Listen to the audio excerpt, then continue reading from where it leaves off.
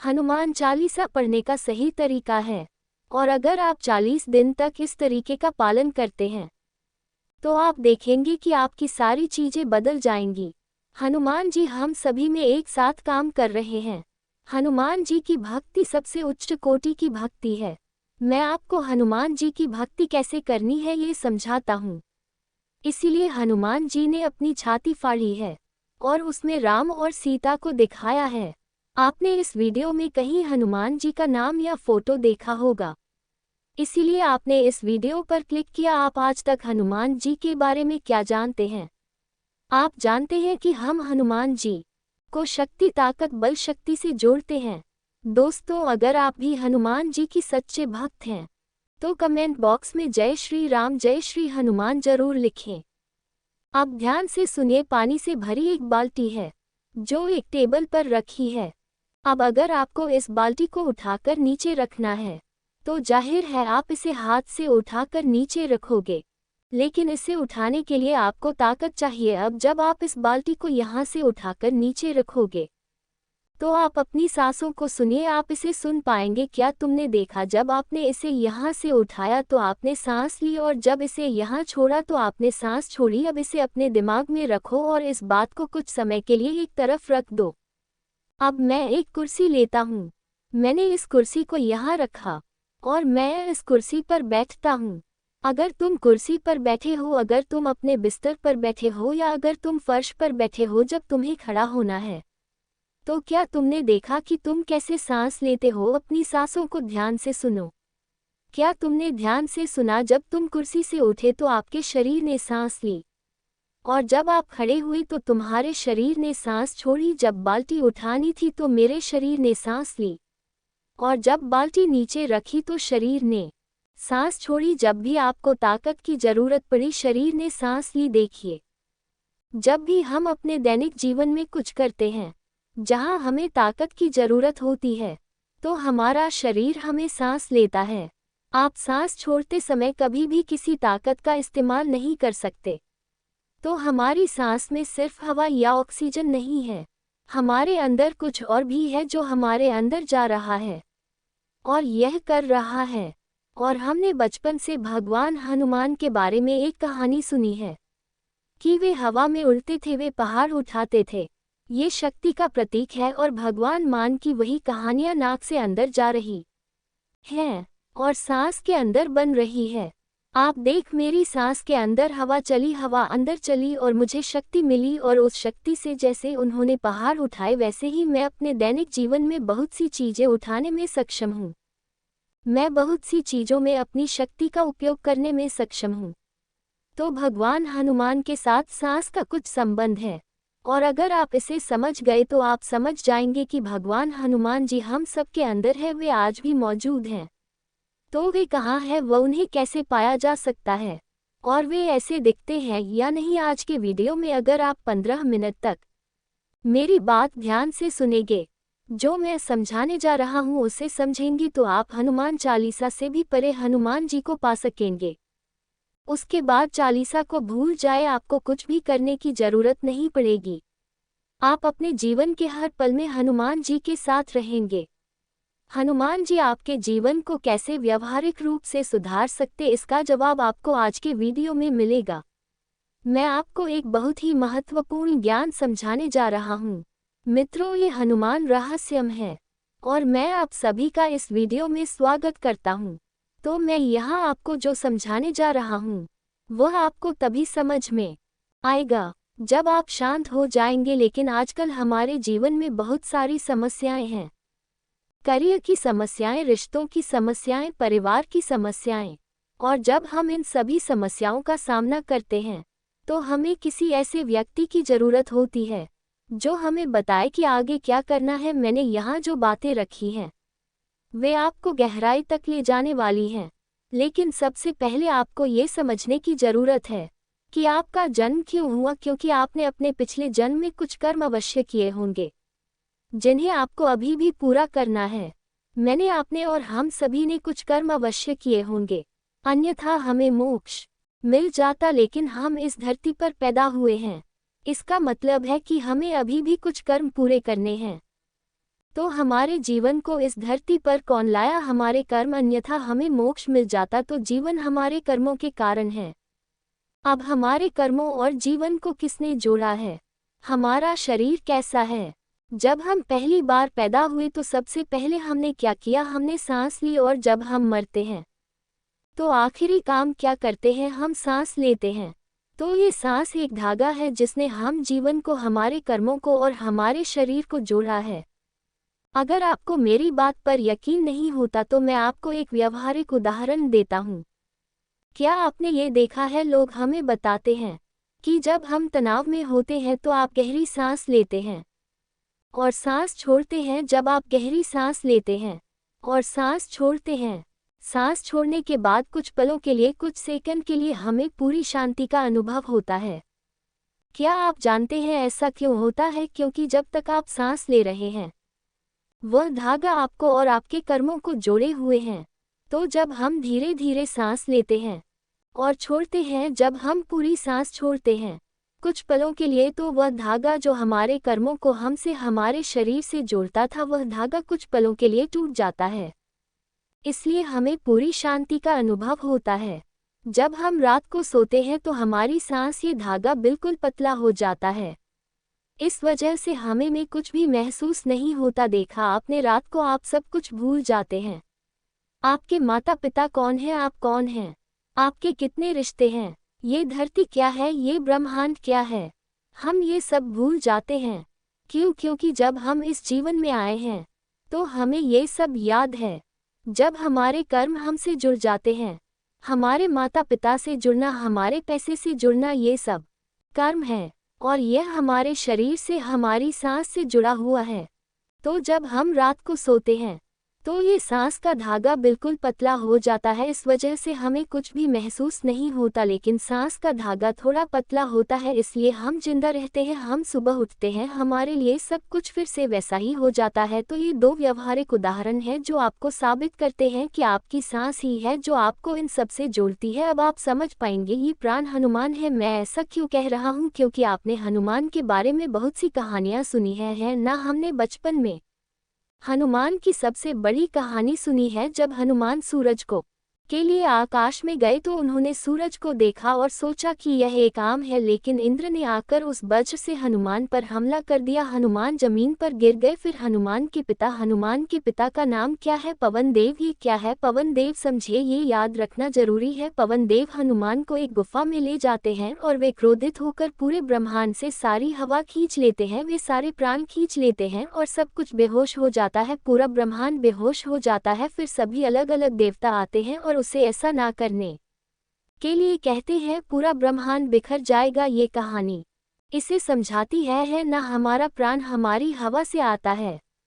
तो पवन देव अपने बेटे पवन को ले जा रहे हैं, वे अपने पवन को, हनुमान को ले जा रहे हैं, है ना? तो हमारा प्राण हनुमान है। तो उस कहानी में बताया गया है कि जब यहाँ से सारी हवा निकाल ली गई तो ये हमारा पूरा ब्रह्मांड है, हमारा शरीर ही हमारा ब्रह्मांड है, यह हम ब्रह्मास्मि है। तो हमारे शरीर में जो कुछ भी है वह किसी काम का नहीं था, क्योंकि सब कुछ टूटा हुआ था। जब हनुमान के पिता उन्हें गुफा में ले गए, सब कुछ टूटा हुआ था। ठीक है, एक बार क्या हुआ? एक बार हमारे शरीर में प्रतिस्पर्धा हुई। हमारा शरीर कहता है मैं सबसे बड़ा हूँ, ठीक है, तब प्राण कहता है मैं सबसे बड़ा हूँ। अब इन दोनों की लड़ाई में क्या करे? भगवान को आना पड़ा। अब भगवान ने कहा चलो प्रतिस्पर्धा करते हैं।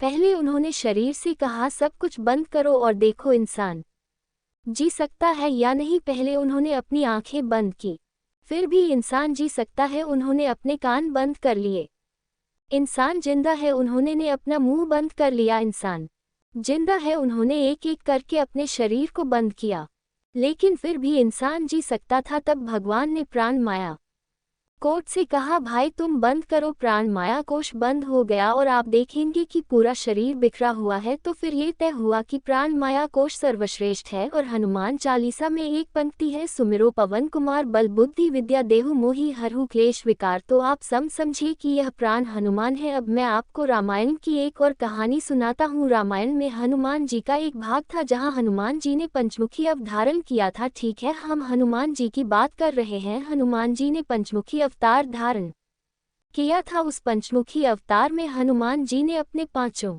मुख निकाले थे। क्योंकि उन्हें राम और लक्ष्मण को बचाना था और उनके सामने शर्त ये थी कि उनकी पांचों भुजाएं जली हुई हो और उन्हें पांचों दीपक एक साथ बुझाने होंगे, तभी वे राम और लक्ष्मण को बचा पाएंगे। तो उन्होंने पंचमुखी अवतार धारण किया और उन्होंने एक साथ पांचों दीपक बुझा दिए। अब मैंने आपको क्या बताया, ये प्राण के 5 भाग हैं और वे 5 भाग ऊपर नीचे होते रहते हैं। 2 हाथ और पैर एक सब कुछ के बराबर है। इससे क्या पता चलता है? इससे पता चलता है कि पंचमुखी हनुमान प्रतीकात्मक रूप से 5 प्राणों के बारे में बता रहे हैं। फिर भी आप नहीं समझ रहे हैं। क्या आपने महाभारत देखी है? महाभारत में 5 पांडव थे। हनुमान जी महाभारत के रथ पर सवार थे। तो आपको समझना होगा कि हनुमान जी हमारी सांसों के अंदर है जो प्राण हमारी सांसों के अंदर जा रहा है वह हनुमान जी है। और उस तक कैसे पहुंचा जाता है वह मैं आपको अभी सिखाने जा रहा हूं और यह बहुत महत्वपूर्ण है। यही इस वीडियो का मुख्य भाग है। आप समझिए कि आप हनुमान जी तक कैसे पहुंच सकते हैं।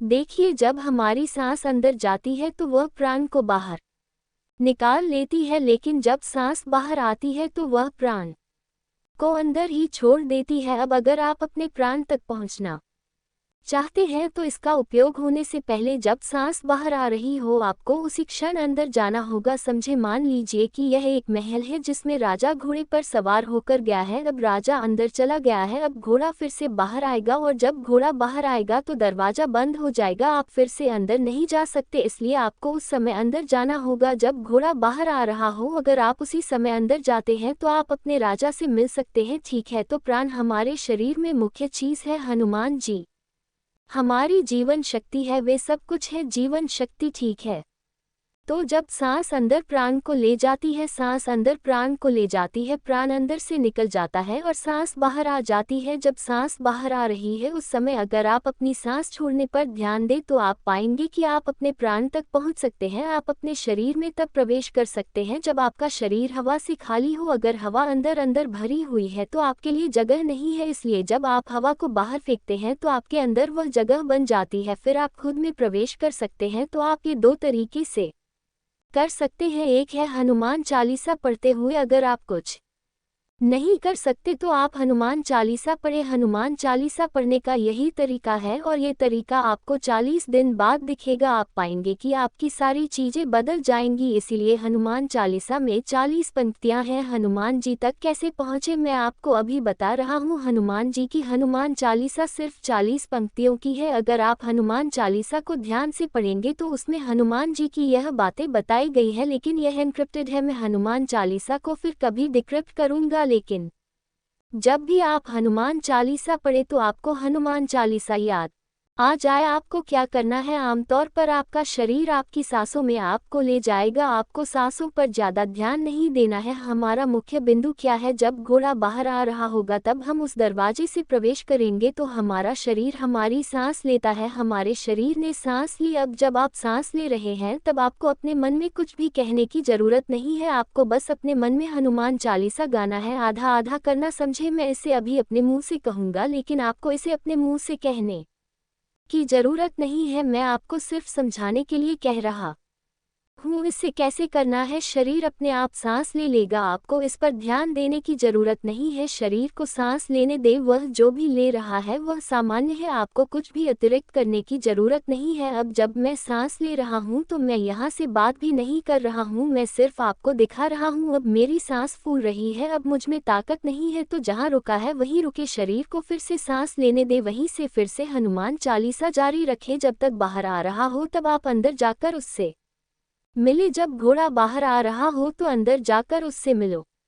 जब घोड़ा बाहर आ रहा हो तो अंदर जाकर उससे मिलो। हनुमान चालीसा को इसी तरह 40 दिन तक करो, तुम पाओगे कि तुम्हें किसी और अभ्यास की जरूरत नहीं है, यह अभ्यास बन जाएगा। और जब तुम यह अभ्यास करना शुरू कर दोगे तो तुम पाओगे कि तुम अपने प्राणों तक पहुंच पा रहे हो। और हनुमान जी अनाहत चक्र के प्रतीक है, वे भक्ति के प्रतीक। स्वार्थी स्वभाव को छोड़ो, जीवन में जो भी हो रहा है उसे स्वीकार करो कि यह मेरे राम है और मैं अपने राम को उनके कर्मों से जोड़ रहा हूँ, और जो भी हो रहा है मैं अपने राम की सेवा में समर्पित हूँ। तो अगर तुम हनुमान जी बनना चाहते हो, हनुमान जी की साधना करना चाहते हो, तो ये हनुमान जी की साधना है, ये हनुमान जी की भक्ति है। अब मैं बीच में खड़ा हूँ और मैं अपने राम के लिए सब कुछ कर रहा हूँ। जो भी उनके कर्मों में हो रहा है, जो भी लिखा है, मुझे उनके भाग्य में स्वीकार है। सीता माता का अपहरण हुआ, हनुमान जी ने उनका साथ दिया। उन्हें लंका जाना था, वे गए, उन्हें जो भी करने को कहा गया, उनकी पूंछ रावण ने जला दी। उन्होंने हर चीज का सामना किया, यह अपने राम के लिए समर्पण है। तो ये राम राज्य है, हम सभी हनुमान हैं, हम सभी अपने जीवन के लिए समर्पित हैं। जो भी हो रहा है अच्छा ही हो रहा है, मेरे राम के लिए हो रहा। किसी भी बात में कोई निर्णय नहीं है, कोई निष्कर्ष नहीं है, सब अच्छा ही है। मैं अगर सड़क पर भी आता हूँ तो अपने राम के लिए। अगर आपकी भक्ति इस स्तर पर पहुँच जाती है तो यही भक्ति में कुंडलिनी योग है। कुंडलिनी को अनंत तक पहुँचाने के लिए भक्ति सबसे बड़ी चीज़ है, इसीलिए भक्ति की जाती है। लेकिन अब भक्ति बदल गई है, तो दो तरीके हैं। हनुमान जी आपके प्राणों में है, वे आपके सबसे करीब है। मैं यह नहीं कह रहा हूँ कि हनुमान जी उड़ नहीं रहे हैं, इस अवस्था हमें होना जरूरी नहीं है। इस अवस्था से बाहर आए हनुमान जी बाहर भी हैं, लेकिन वे आपके सबसे करीब कहाँ है? बाहर पहुँचने के बजाय अपने शरीर में हनुमान जी तक पहुँचे। वे अंदर और बाहर एक जैसे हैं, लेकिन वे आपके सबसे करीब है। आपको बस घोड़े की तरह दरवाजे से अंदर जाना है। मैंने ये तकनीक सिखाई है, मैंने आपको ये भी सिखाया है कि अगर आप कुछ नहीं करते हैं तो भी हनुमान जी वहाँ